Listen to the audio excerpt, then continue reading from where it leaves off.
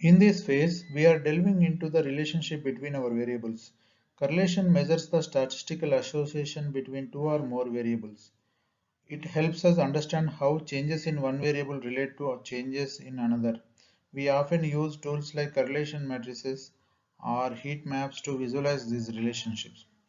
Here we have seen in the diagram we are seeing Pearson is a correlation coefficient and Pearson, Spearman, Kendall, Dow.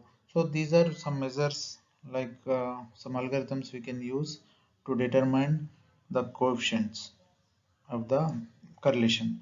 For example, if you are analyzing customer behavior, we might explore how factors like age, income, and spending habits correlate with each other. Identifying strong correlations can guide our feature selection process for modeling. It's a critical step towards building accurate predictive models.